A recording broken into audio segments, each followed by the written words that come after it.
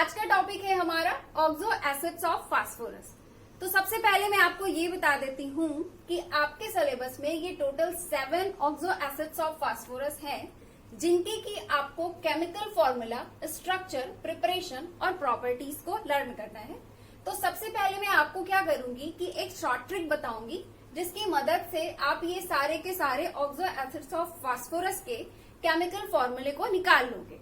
तो पहले ये शॉर्ट ट्रिक बता दूंगी केमिकल फॉर्मूले के लिए, फिर उसके बाद हम क्या करेंगे, एक एक ऑक्सो एसिड्स को लेंगे और उनके स्ट्रक्चर, प्रिपरेशन और प्रॉपर्टीज को डिस्कस करेंगे।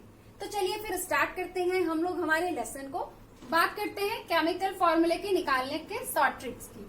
तो इससे पहले कि मैं आपको इस शॉर्ट ट्रिक को बताऊं, पहले मैं आपको ये बता देती हूँ कि इसका यूज क्या है। देखिए, इसका यूज इस तरह से हो सकता है कि मान लीजिए आपको एग्जाम में इनमें से किसी एसिड का नेम दे दिया गया और आपसे पूछा गया उसका फॉर्मूला। तो आप क्या करेंगे, आप इस चार्ट का यूज करके इजिली इनमें से किसी भी एसिड का फॉर्मूला बता लेंगे। एक ये हो सकता है। दूसरी बात ये भी हो सकती है कि मान लीजिए आपको एग्जाम में इनमें से किसी भी एसिड का केमिकल फॉर्मूला दे दिया गया और आपसे पूछा गया कि इसका नेम क्या है। तब भी आप क्या कर सकते हैं कि इस पूरे चार्ट की मदद से, इस शॉर्ट ट्रिक की मदद से उस सिचुएशन में आप इसका नेम भी बता सकते हैं। तो आप इसका दोनों तरफ से यूज कर सकते हैं, ठीक है। तो ये तो इसका यूज हो गया। अब चलिए हम लोग ट्रिक में आते हैं। तो ट्रिक को समझने के लिए पहले आपको इस चार्ट को समझना पड़ेगा, इस चार्ट को लर्न करना पड़ेगा। तो पहले मैं थोड़ा सा आपको चार्ट के बारे में बता देती हूँ, फिर हम लोग ट्रिक को यूज करते हैं। देखिए, इसको आप इस तरह से करिए कि ऊपर आप लिखिए यहाँ पे HPO, ऊपर HPO लिखिए। HPO का मतलब है कि यहाँ पे चूंकि आप क्या पढ़ रहे हो, ऑक्सो एसिड्स ऑफ फास्फोरस। तो ऑक्सो एसिड्स ऑफ फास्फोरस जो होते हैं वो थ्री एलिमेंट्स से मिलकर के बने होते हैं। इसमें टोटल 3 एलिमेंट्स का इन्वॉल्वमेंट होता है, आपके हाइड्रोजन, फास्फोरस और ऑक्सीजन का, ठीक है। तो पहले आप क्या करिए, तीनों एलिमेंट के इस इस केमिकल सिंबल को याद कर लीजिए इस ऑर्डर में, HPO ऑर्डर में। पहले यहाँ पे याद कर लीजिए, यहाँ पे मेंशन कर लीजिए ऊपर, ओके। और इस साइड आप क्या करेंगे, इस साइड आप यहाँ पे देखिए, इधर आप देख सकते हो मैंने यहाँ पे क्या कुछ अल्फाबेट्स लिखे हुए हैं। तो यहाँ पे इसको आप लोग इस तरह से याद कर लीजिए, हूप HP, इस तरह से इसको यहाँ पर याद कर लीजिएगा, ठीक है। तो ऊपर जो HPO है वो एक्चुअल में आपको बताएगा कि आपके फॉर्मूले में कितने नंबर ऑफ हाइड्रोजन, कितने नंबर ऑफ फास्फोरस और कितने नंबर ऑफ ऑक्सीजन है, ये बताएगा। कैसे बताएगा अभी मैं आपको बताती हूँ। और इधर आप याद कर लीजिए हूप HP, इसकी मदद से आप नेम को लिख पाएंगे, ठीक है। और फिर इधर मैं आपको बता दूं कि इनमें से देखिए, सबसे पहले 2 को आप अस मान लीजिए। पहले चार्ट को समझिए, फिर यूज करने का तरीका बताती हूँ। पहले आप इन दोनों को अस मान लीजिए, फिर एक को एक का नाम यहाँ पर इक रख लीजिए। फिर उसके बाद फिर एक को अस मानिए और फिर नीचे के दोनों को एक। इतना क्लियर। अब देखिए इसका यूज कैसे करना है आपको। इतना आपने क्लियर कर लिया, आपने HPO क्लियर कर लिया, हूप HP क्लियर कर लिया, और आपको कहाँ पे अस और इक लिखना है ये भी आप समझ गए हो। उसके बाद आपको क्या करना है कि ये जो आपका HPO में जो आपका हाइड्रोजन है, हाइड्रोजन के नीचे आपको क्या करना है, शुरू के 3 में आप 333 लिख लीजिए और फिर लास्ट के 3 में 444। फास्फोरस के केस में शुरू के 3 कॉलम्स में 111 एंड लास्ट के 3 कॉलम्स में 222। और ऑक्सीजन में सिंपल है 2 3 4 5 6 7, 2 से लेकर के टोटल 7 ऑक्सीजन तक, ठीक है। ये तो आपका चार्ट हो गया, जो कि आप यूज करते करते आपको याद हो जाएगा। चलिए अब इसको यूज करने का तरीका समझिए कि कैसे आपको इसको यूज करना है। मान लीजिए आपको एग्जाम में ये वाला नेम मेंशन कर दिया, आपके पेपर में ये वाला नेम मेंशन कर दिया, लिख दिया हाइपोफास्फोरस एसिड, और आपसे इसका फॉर्मूला पूछ लिया। या फिर ऐसा हो गया कि एंट्रेंस एग्जाम में ऐसा हो सकता है कि आपको ये नेम दे देगा और नीचे 4 फॉर्मूले रहेंगे, आपको उसमें से चूज करना पड़ेगा। तो आप कैसे राइट फॉर्मूला चूज करोगे, आपको क्या करना है, आपको यहाँ से इसका फॉर्मूला निकालने के लिए बस 2 चीजें चेक करनी है। सबसे पहले इसका फर्स्ट अल्फाबेट चेक करना है। फर्स्ट अल्फाबेट क्या है आपके एसिड का, और फिर लास्ट में ये चेक करिए कि वहां पर अस लिखा है या इक, ठीक है, क्योंकि 2 ही होते हैं ये आपके। तो एक या तो अस होगा या फिर इक होगा, 2 में से एक होगा, ठीक है। तो यहाँ पे जैसा कि आपको हाइपोफास्फोरस एसिड दिया गया है, तो यहाँ पे चेक करिए, पहला अल्फाबेट आपको मिला यहाँ से H, और इसके नेम के लास्ट में क्या है, अस, फास्फोरस है ना, तो अस मिल गया आपको यहाँ से। अब आप आइए अपने चार्ट में और देखिए कहाँ पे H और S साथ साथ है। तो आप यहाँ पे देखेंगे तो देखिए H यहाँ पे है, H यहाँ पे है, बट इस वाले H के साथ एक है, तो ये तो नहीं हो सकता। इस वाले H के साथ S है, तो आपको जो फॉर्मूला निकालने को मिल जाएगा वो किस कॉलम से मिलेगा? इस वाले कॉलम से, है ना, क्योंकि इस कॉलम में H और S दोनों ही मौजूद हैं। चलिए, इतना तो आपको मिल गया। अब मैंने आपको बताया कि जो यहाँ पे आपने लिखा है HPO और उनके नीचे ये जो नंबर्स लिखे हैं, इसकी मदद से आपको पता चलेगा नंबर ऑफ एटम्स। देखिए यहाँ पे हाइड्रोजन के नीचे कितना लिखा है? 3, इसका मतलब H3। फास्फोरस के नीचे क्या लिखा है? 1, इसका मतलब P। ठीक है, P1 तो लिखते नहीं है फॉर्मूला में, है ना, तो सिर्फ आप यहाँ पे P यानी कि सिर्फ P लिखेंगे तो वो अंडरस्टूड है कि हाँ यहाँ पे एक सिंगल फास्फोरस है इस पार्टिकुलर एसिड में। चलिए, ऑक्सीजन देखिए, ऑक्सीजन के नीचे क्या है? 2, तो इसका मतलब O2। ओके, तो आपको इसका फॉर्मूला मिल गया, हाइपोफॉस्फोरस एसिड का फॉर्मूला मिल गया। क्या मिल गया? H3PO2। देखिए ये वाला मैंने यहाँ पे चार्ट के हेल्प से निकाला है। अब आप इसको मिला लीजिए उससे, जो कि मैंने पहले से मेंशन किया, मिला लीजिए। क्या सही आया है फॉर्मूला? यस, सही आया है। H3PO2 इसका फॉर्मूला होता है और H3PO2 आया है ना। चलिए अब सेकंड वाला देखिए। सेकंड क्या है? सेकंड है आपका ऑर्थोफॉस्फोरस एसिड। अब आपको ऑर्थोफॉस्फोरस एसिड दिया गया एग्जाम में और आपसे फॉर्मूला पूछ रहा है। आप क्या करेंगे? आप यहाँ से पहला वाला अल्फाबेट आपने लिया ऑक्सीजन, और यहाँ से आपने क्या ले लिया? अस, है ना, अस। चलिए चेक करिए कहाँ पे ऑक्सीजन और अस साथ में है। यहाँ पे देखिए ये वाला ऑक्सीजन और अस साथ साथ में इस कॉलम में, है ना। यहाँ पे भी आपको दिख रहा है ओ, मतलब ऑक्सीजन नहीं, मतलब ओ अल्फाबेट आपको यहाँ भी दिख रहा है, बट इसके साथ क्या है? एक है, और आपको क्या चाहिए? अस वाला चाहिए, तो दिस मीन्स कि आपको यहाँ से मिलेगा, है ना। चलिए देखिए यहाँ पे हाइड्रोजन कितने हैं? हाइड्रोजन के साथ क्या लिखा है? 3H3, है ना। फास्फोरस कितना है? यहाँ पे 1, एंड ऑक्सीजन कितना है? 3H3PO3। मिल गया इसका फॉर्मूला। चेक करिए क्या ये फॉर्मूला सही है? यस, सही है, H3PO3। इसी तरह से इसका देखिए, यहाँ पे क्या चाहिए हमें? ऑक्सीजन, मतलब ऑक्सीजन नहीं, ओ अल्फाबेट के साथ क्या चाहिए हमें? एक। ओ अल्फाबेट के साथ क्या चाहिए हमें? एक। चलिए चेक करते हैं ओ के साथ एक कहाँ पे? यहाँ पे है, ये वाला है। तो इसका फॉर्मूला क्या हो जाएगा? चेक करिए यहाँ पे H3P क्या है? सिंगल है, एंड ऑक्सीजन कितना है? 4।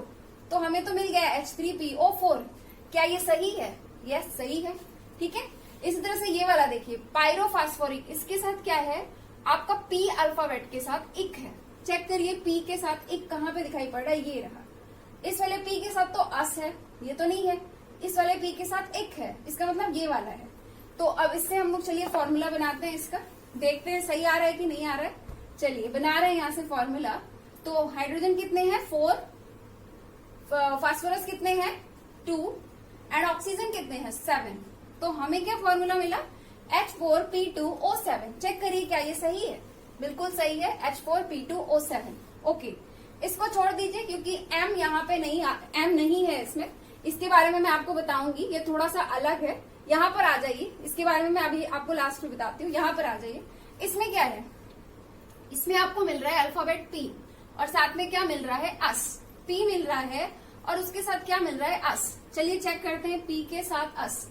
ये रहा P हमारा अल्फाबेट, और इसके साथ मिल गया हमें अस, यानी कि ये वाला होगा। तो इसका फॉर्मूला क्या हो जाएगा? इसका फॉर्मूला हो जाएगा H4P2 और ऑक्सीजन कितने हैं? 5O5। चलिए इसका फॉर्मूला मिलाएं हम लोग, क्या आ रहा है? H4P2O5। यस, ये भी सही है। इसी तरह से लास्ट वाला आप लोग खुद कर लीजिएगा, ठीक है। चलिए, ये तो आप लोग इसको यूज करना सीख गए। ये आपने ये सीख लिया कि कैसे आप नेम को चेक करके फॉर्मूला बता सकते हैं, है ना। अब आप ये भी चेक कर लीजिए कि आप फॉर्मूले को देख करके नेम कैसे बता सकते हैं। देखिए इस तरह से करिए, आप यहां से लीजिए, मान लीजिए आपको दिया गया है एग्जाम में, मान लीजिए आपको एग्जाम में इनमें से चलिए कोई फॉर्मूला ले लेते हैं। मान लीजिए आपको ये दे दिया गया एग्जाम में, आपको फॉर्मूला दिया गया है H4P2O6, ये दिया गया है, और आपसे कहा गया है चलिए इसका नेम बताइए, ठीक है। तो कैसे आप नेम बताएंगे इसको, कैसे आप इसका नेम बताएंगे? चेक करिए कि कहाँ पर 4 हाइड्रोजन 2 फास्फोरस और 6 ऑक्सीजन है। इस चीज को चेक कर लीजिए, यानी कि आपको इस नंबर को चेक करना है 426। 426 कहाँ पे है? 426 कहाँ पे दिख रहा है आपको? यहाँ पे दिख रहा है। 426 यहाँ पे दिख रहा है ना? 426 आपको यहाँ पे दिख रहा है। तो आपको H मिल गया यहाँ से, और आपको क्या मिल गया? 1, है ना? H मिल गया और क्या मिल गया आपको? 1। तो H फॉर हो जाएगा हाइपोफास्फो, मतलब H का मतलब हो गया आपका हाइपो, और इक का मतलब होता है फास्फोरिक। ठीक है, तो हाइपोफास्फोरिक, फास्फोरिक एसिड, हाइपोफास्फोरिक एसिड। ठीक है, H का मतलब होता है, यहाँ पे जो ये आपको ये दिख रहा है ना, यहाँ पे आपको देखिए, इसका तो मतलब आपको पता है कि HPO मैंने क्यों लिखा है। इस HPO का मतलब आपको पता है, वहां से आपको पता चल जाएगा number of hydrogen, number of phosphorus and number of oxygen. लेकिन यहाँ पे जो आपको हूप HP दिख रहा है, हूप HP दिख रहा है, यहाँ पे आपको 3 अल्फाबेट्स दिख रहे हैं, हाइड्रोजन ऑक्सीजन, हाइड्रोजन ऑक्सीजन नहीं सॉरी, मतलब कि H दिख रहा है आपको, O दिख रहा है आपको, और क्या दिख रहा है आपको? P। 3 अल्फाबेट्स दिख रहे हैं ना, तो इस वाले अल्फाबेट का मतलब H का मतलब होता है हाइपो, ओके, और O का मतलब क्या होता है? O का मतलब होता है ऑर्थो, ऑर्थो, और P का क्या मतलब होता है? P का मतलब होता है पायरो, ओके। तो यहां से जो आपको H या फिर O या फिर P जो भी दिखे वो आपका क्या हो जाएगा? Hypo, ortho, pyro. और उसके बाद जो अस और इक होता है, अस और इक का मतलब होता है, देखिए अस का मतलब होता है फास्फोरस, फॉस्फोरस, और इक का क्या मतलब है? जहां पे इक दिखे तो आप समझिएगा फॉस्फोरिक, ओके। ये सब क्या है? ये सब ट्रिक है, ये सब ट्रिक है इसके फॉर्मूले को और इसके नेम को क्लियर रखने का। आप ऐसे भी कर सकते हैं कि आप ये इतनी बातें क्लियर रखिए, ये इतना याद कर लीजिए और ये वाला चार्ट याद कर लीजिए, आप अपने आप सभी के नेम और फॉर्मूले खुद ही बना लेंगे, ओके। चलिए, तो ये आपका क्लियर हो गया होगा आई थिंक। अब आप लोग आराम से कर लेंगे, इसका नेम अगर आपको पता होगा तो आप फॉर्मूला निकाल लेंगे, और आप फॉर्मूला आपको पता होगा तो आप लोग नेम निकाल लेंगे, इतना क्लियर। अब मैं आपको ये वाला बता देती हूँ, मेटाफॉस्फोरिक एसिड के बारे में बता देती हूँ। देखिए, जो आपका मेटाफॉस्फोरिक एसिड होता है, ये इनकी तरह मतलब सिंगली मोनोमर फॉर्म में एग्जिस्ट नहीं करता है, बल्कि ये पॉलीमेरिक फॉर्म में एग्जिस्ट करता है, वो भी 2 तरह के। एक कुछ ये लीनियर स्ट्रक्चर्स भी इसके देखने को मिलते हैं और साइक्लिक स्ट्रक्चर्स भी इसके देखने को मिलते हैं। और ये आपका पॉलीमेरिक कंपाउंड है, इसका फॉर्मूला होता है HPO3 का होल N। तो ये वाला आप याद कर लीजिएगा। और जो रही बात इसके लीनियर और साइक्लिक स्ट्रक्चर का, तो वो मैं अभी आपको आगे बताऊंगी, ओके।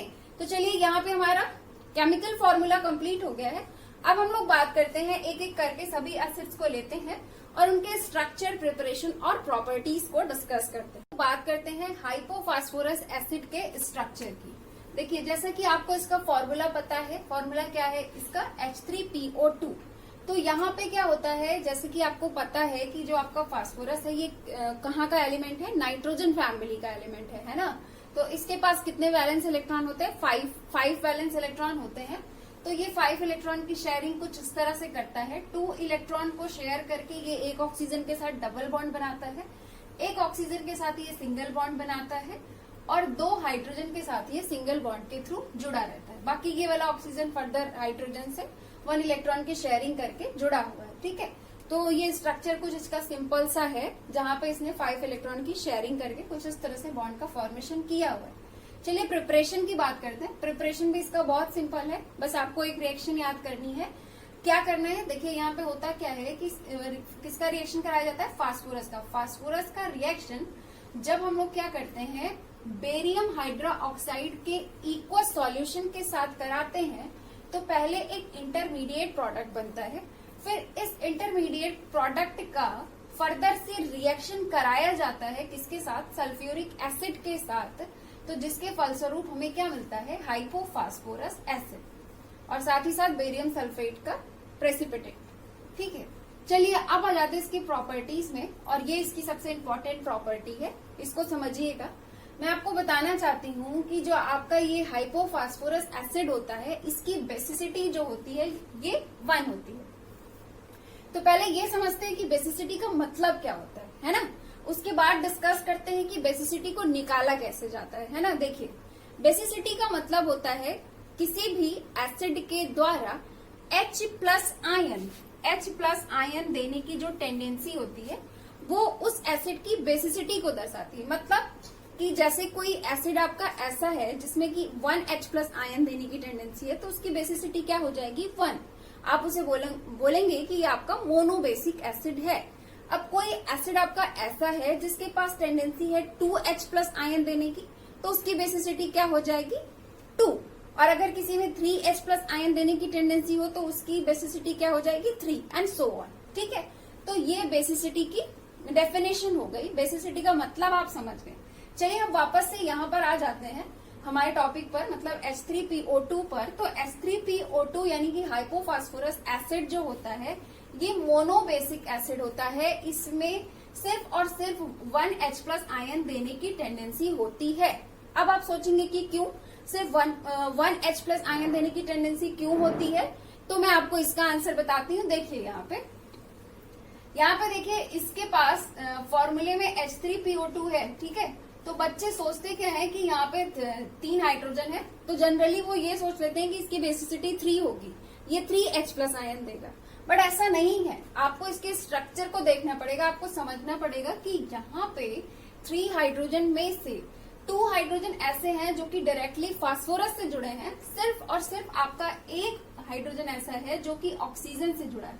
अब समझिएगा इसके आगे की बात को। देखिए होता क्या है, अगर हम इन दोनों हाइड्रोजन की बात करें तो हाइड्रोजन फास्फोरस से जुड़ा है और हाइड्रोजन और फास्फोरस में से अगर हम इलेक्ट्रोनेगेटिविटी की बात करें तो हाइड्रोजन की इलेक्ट्रोनेगेटिविटी जो होती है वो फास्फोरस से ज्यादा होती है। अब चूंकि हाइड्रोजन की इलेक्ट्रोनेगेटिविटी फास्फोरस से अधिक है तो ऑब्वियस सी बात है कि ये जो इलेक्ट्रॉन मौजूद है, इस बॉन्ड में जो इलेक्ट्रॉन मौजूद है, जो शेयरिंग वाला इलेक्ट्रॉन है, उसका खिंचाव किसकी तरफ ज्यादा होगा? उसका खिंचाव हाइड्रोजन की तरफ ज्यादा होगा, है ना। आपको पता है कि जिस एटम की इलेक्ट्रोनेगेटिविटी ज्यादा होती है तो शेयर पेयर्ड इलेक्ट्रॉन को वो अपनी तरफ अट्रैक्ट करता है ना। तो इसकी इलेक्ट्रोनेगेटिविटी ज्यादा है, हाइड्रोजन की ज्यादा है एज कम्पेयर टू फास्फोरस।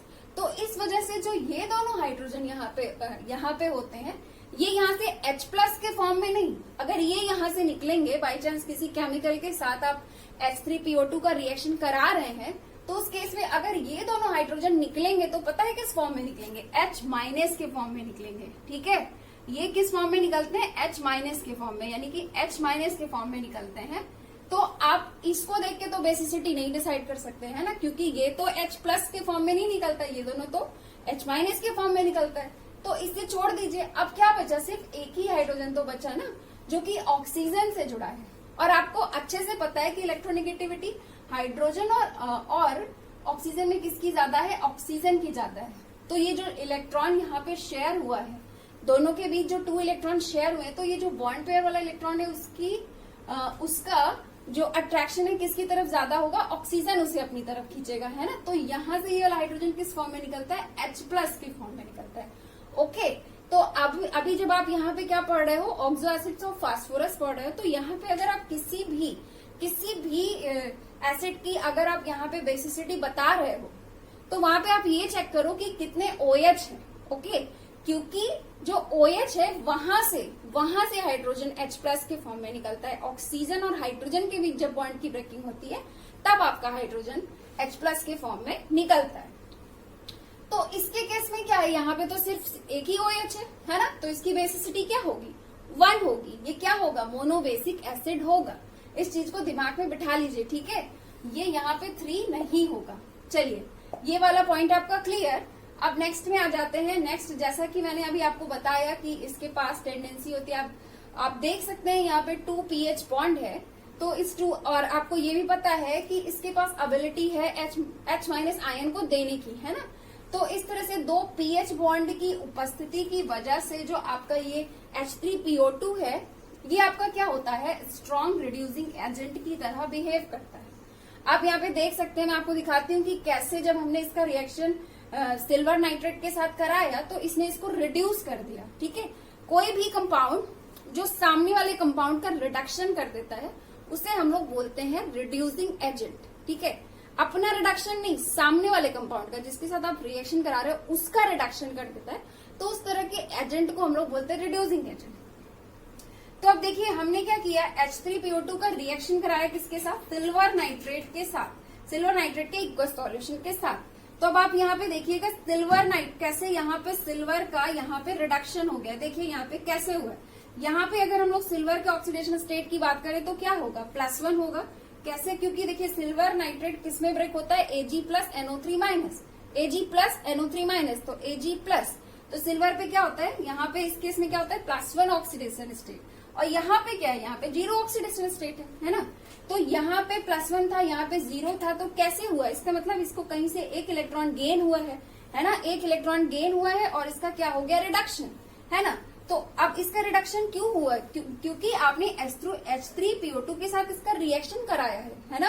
तो H3PO2 ने क्या किया, इसको रिड्यूस कर दिया, तो H3PO2 क्या कहलाएगा, यहाँ पे रिड्यूसिंग एजेंट कहलाएगा, वो भी गुड रिड्यूसिंग एजेंट। ओके, क्योंकि यहाँ पे इसके पास 2pH बॉन्ड है, तो जो यहाँ से H- निकलता है वही इलेक्ट्रॉन को देता है Ag+ को, जिसकी वजह से Ag जो है Ag+1 से Ag0 ऑक्सीडेशन स्टेट में कन्वर्ट हो जाता है। ओके, चलिए ये आपका क्लियर हो गया, ये वाला पॉइंट भी क्लियर हो गया।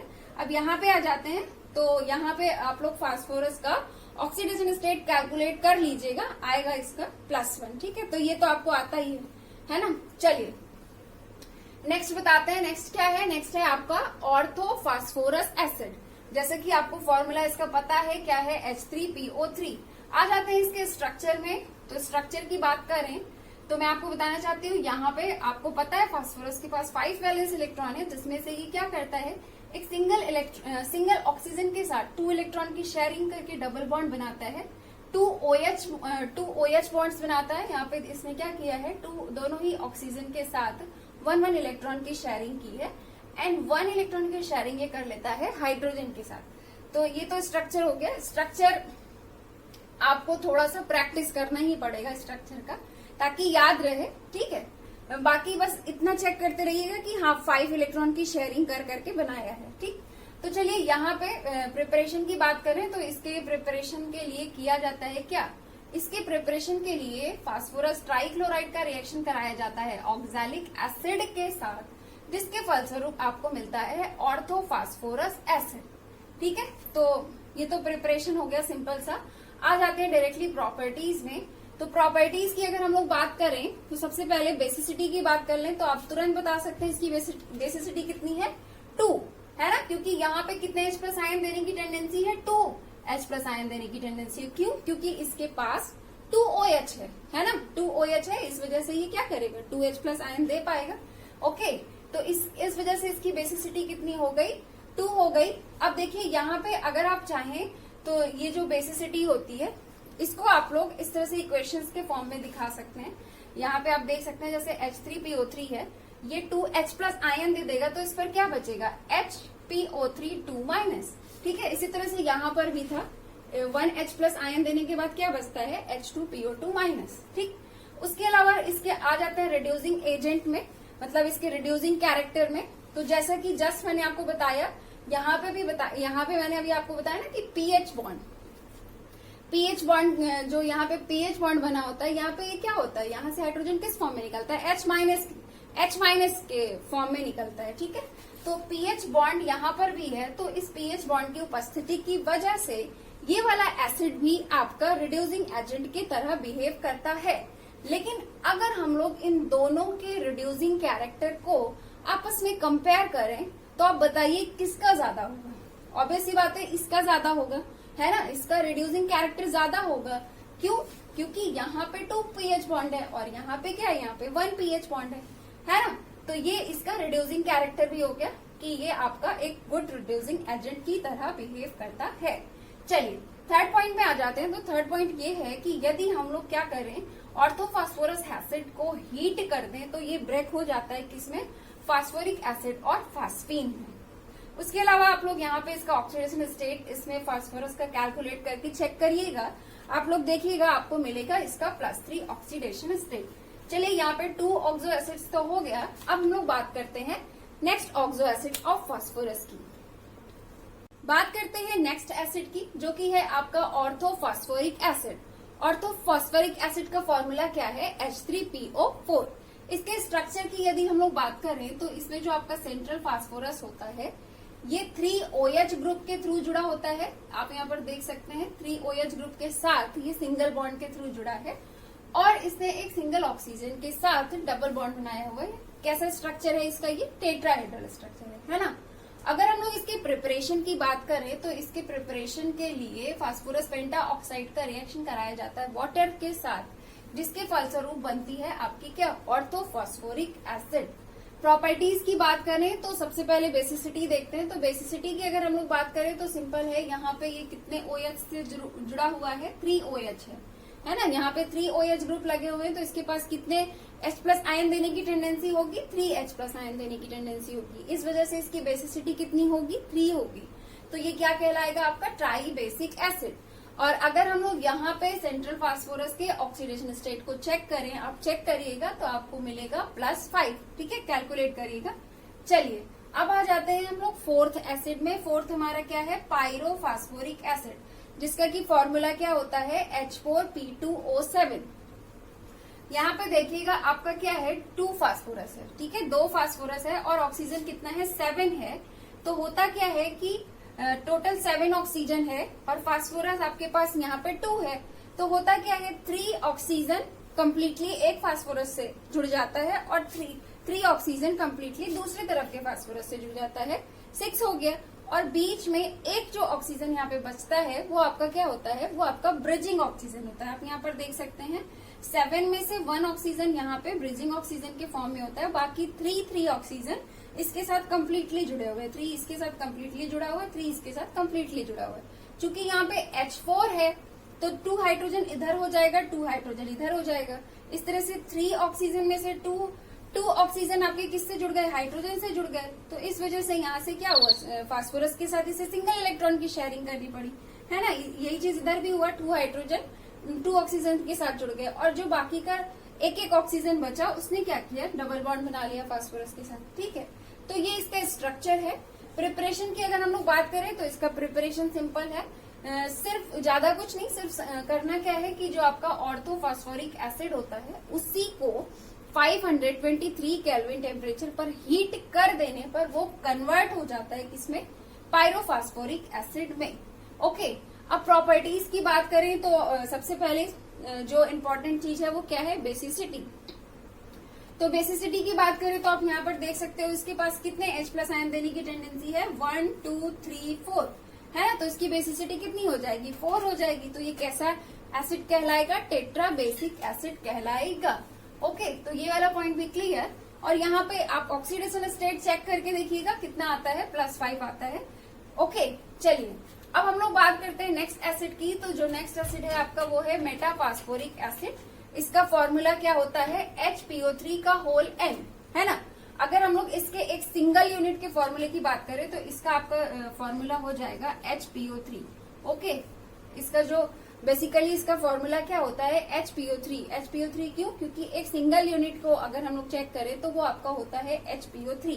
फिर चाहे वो आपके चेन के फॉर्म में हो, फिर वो आपके साइक्लिक फॉर्म में हो। ठीक है, जैसा कि मैंने अभी आपको शुरू में बताया था कि जो आपका मेटाफॉस्फोरिक एसिड होता है ये 2 फॉर्म्स में एग्जिस्ट करता है। पहले तो ये मोनोमेरिक नहीं होता है, पॉलीमेरिक होता है। आप देख सकते हैं बाकी सारे एसिड्स को आप देखते आए हो, वहां पे क्या है? एक सिंगल यूनिट है। अगर फॉर्मूला मान लीजिए वहां पे H2PO3 है तो H2PO3 का एक सिंगल यूनिट ही जुड़ा है। ऐसा नहीं है कि वो डाइमराइज कर गया या ट्राइमराइज कर गया, है ना। अभी तक आप जितने भी एसिड्स को देखा आपने तो वो सब क्या थे? वो सब अपना मतलब सिंगल फॉर्म में थे। लेकिन यहाँ पे क्या है? यहाँ पे ये पॉलीमराइज हुआ है ना। यहाँ पे HPO3 जो है वो पॉलीमराइज हो गए हैं। तो टोटल ये 2 फॉर्म्स में एग्जिस्ट करता है, एक लीनियर फॉर्म में और साइक्लिक फॉर्म में।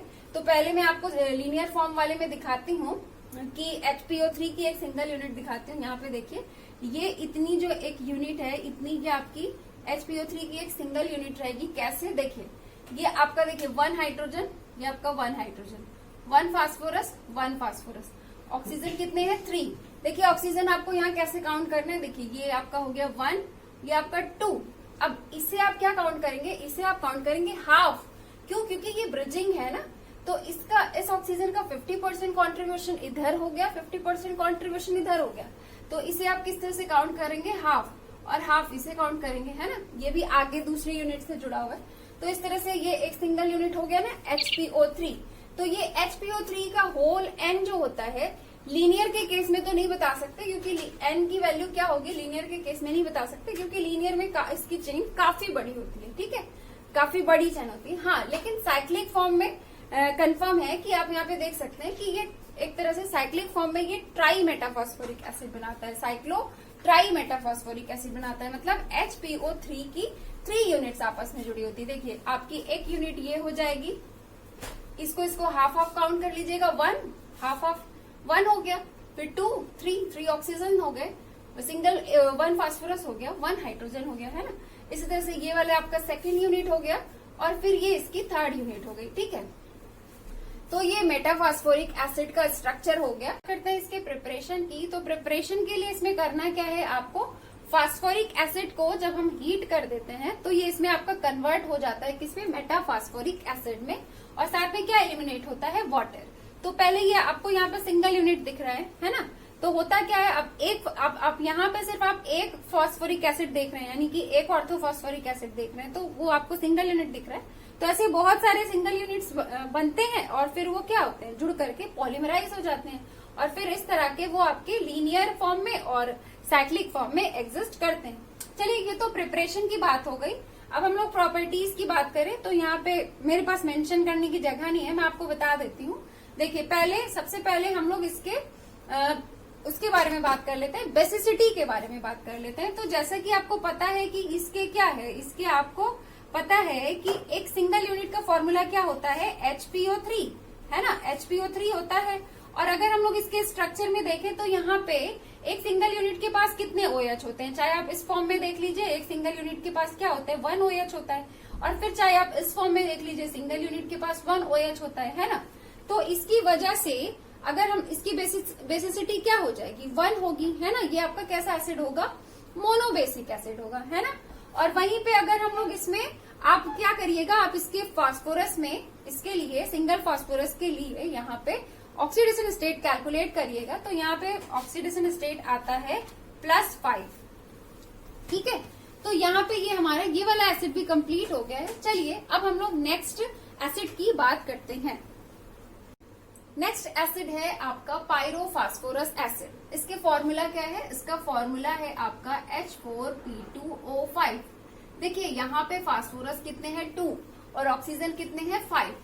तो देखिए ऑक्सीजन का अरेंजमेंट कुछ इस तरह से होता है कि फर्स्ट फास्फोरस से 2 ऑक्सीजन जुड़ गए, और सेकंड वाले फास्फोरस से 2 ऑक्सीजन कंप्लीटली जुड़ गए, और जो बीच में एक ऑक्सीजन बच रहा है वो एज अ ब्रिजिंग ऑक्सीजन जुड़ जाएगा। देखिए यहाँ पे, ये देखिए, इससे क्या है, 2 ऑक्सीजन कंप्लीटली जुड़ गया एक फास्फोरस से, है ना, और सेकंड वाले फास्फोरस से भी 2 ऑक्सीजन कंप्लीटली जुड़ गया, और आपका जो एक ऑक्सीजन बीच में बच रहा है वो एज ए ब्रिजिंग ऑक्सीजन रहेगा। अब बचे इसके पास क्या, 4 हाइड्रोजन। तो 4 हाइड्रोजन में से 2 वन साइड हो गया, इधर के दोनों ऑक्सीजन से जुड़ गया, और 2 इधर के दोनों ऑक्सीजन से जुड़ गया, है ना। तो ये तरीका होता है, इस तरह से आप याद कर सकते हैं इसे, है ना। चलिए, ये तो इसका सिंपल सा स्ट्रक्चर हो गया। अब इसके प्रिपरेशन और प्रॉपर्टीज में भी आपको डीप में नहीं जानना है, बस आपको इतना जानते रहिए, सिर्फ एक एलिमेंट्री आइडिया कि ये जो आपका पायरोफास्फोरस एसिड होता है वो कैसे प्रिपेयर किया जाता है। ये आपका प्रिपेयर किया जाता है PCl3 और H3PO3 का आपस में रिएक्शन करा के। और इस पर्टिकुलर एसिड में यदि आप सिंगल फास्फोरस के ऑक्सीडेशन स्टेट को चेक करेंगे तो आपको मिलेगा +3। चलिए नेक्स्ट एसिड की बात करते हैं, जो कि last oxo acid of phosphorus है। तो इसकी अगर हम बात करें तो इसका क्या नाम है, हाइपोफास्फोरिक एसिड, और इसका फॉर्मूला क्या होता है, H4P2O6। तो यहाँ पे तो सिंपल सा ही है कि टोटल जैसे 2 फास्फोरस है, 6 ऑक्सीजन है, तो 3 oxygen one side, 3 oxygen second side. अब 4 हाइड्रोजन है तो 2 hydrogen one side, 2 hydrogen one side, है ना। अब देखिए जैसे कि यहाँ पे 3 ऑक्सीजन थे, 2 हाइड्रोजन आ गया, तो 2 हाइड्रोजन इससे जुड़ करके OH बना लिया, जो एक ऑक्सीजन अकेला बच रहा है तो उसने अपना डबल बॉन्ड बना लिया, है ना। और इसी तरह से सेम इसी तरह से इधर भी हो गया। और जो अब इस तरह से फास्फोरस के 4 इलेक्ट्रॉन शेयर हो गए ऑक्सीजन के साथ बॉन्डिंग करने पे, और जो एक एक इलेक्ट्रॉन दोनों तरफ बचा दोनों फास्फोरस का, उन दोनों ने आपस में इलेक्ट्रॉन की शेयरिंग करके बीच में इस तरह से एक सिंगल बॉन्ड बना लिया। ये जो इस तरह के स्ट्रक्चर होता है ना, इसे हम लोग स्टैगर्ड स्ट्रक्चर बोलते हैं। स्टैगर्ड स्ट्रक्चर, स्टैगर्ड का मतलब कि ये जो आपका देखिए ये वाला पीओ और ये वाला पीओ एक दूसरे से जस्ट अपोजिट पे है, कुछ इस तरह से 180 डिग्री पे है ना। एक पीओ इधर है आपका ऊपर और एक पीओ आपका इधर है नीचे। जस्ट एंटी होता है ये, मतलब 180 डिग्री पे होता है। ओके, अब देखिए यहाँ पे भी आपको प्रिपरेशन और प्रॉपर्टीज में डीप में नहीं जाना है, बस आपको जस्ट एलिमेंट्री आइडिया चाहिए।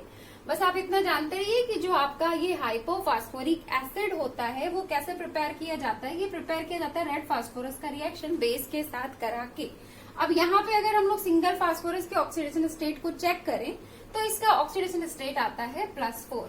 तो यहाँ पे हमारा ये टॉपिक जो है वो कंप्लीट हो गया है। अब हम लोग मिलेंगे नेक्स्ट लेक्चर में एक नए टॉपिक के साथ। Have a nice day, thank you so much.